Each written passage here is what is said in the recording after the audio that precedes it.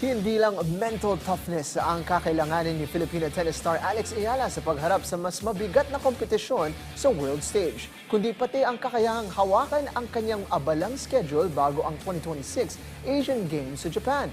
Para sa detalye, narito ang report ni Paulo Salamatin.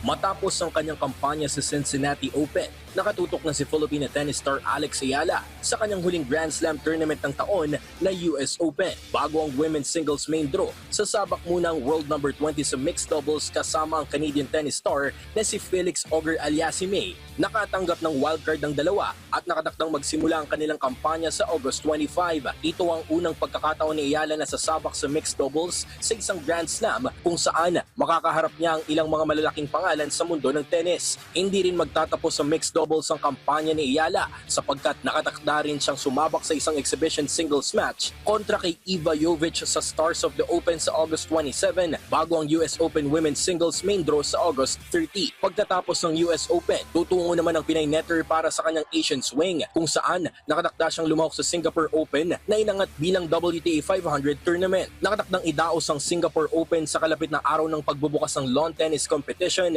sa 2026 Asian Games sa Japan sa September 27. Ibig sabihin, posibleng kaunti lamang o halos walang pagitan ng mga torneo ni Ayala bago siya tumungo sa Japan Asian Games, depende sa kanyang magiging kampanya sa mga naunang kompetisyon. Pero sa kabila ng ganitong kasiksik na schedule, naniniwala ang kanyang head coach na si Joan Bosch na may isang mahalagang katangian si Ayala, kabilang ang manatiling kalmado at disiplinado kahit nasa ilalim ng matinding pressure. Mahalaga ito para kay Ayala, lalo na sa mga larong hindi pumapanig sa kanya ang resulta. Isa sa mga halimbawa ang final ng Eastbourne Open noong nakarang taon kung saan nakalamang si Ayala sa unang set ng laban kontra kay Maya Joint at nakapagtala pa ng 4 na match points pero nakabawi ang Australian netter at nakuha ang panalo sa deciding set tiebreak. Sa kabila ng masakit na pagkatalo, hindi nagpakalugmok si Ayala at nakapagpatuloy pa sa kanyang mga sumunod na kampanya. At para kay Bosch, dito makikita ang isa sa pinakamahalagang katangian ng kanyang alaga. Isa si Ayala sa mga itinuturing ng Philippine Olympic Committee bilang gold prospect ng bansa para sa 2026 Asian Games. Sa kanyang Asian Games debut noong 2023 sa Hangzhou, China, nag-uwi siya ng 2 bronze medals sa singles at mixed doubles kasama si Nino Alcantara.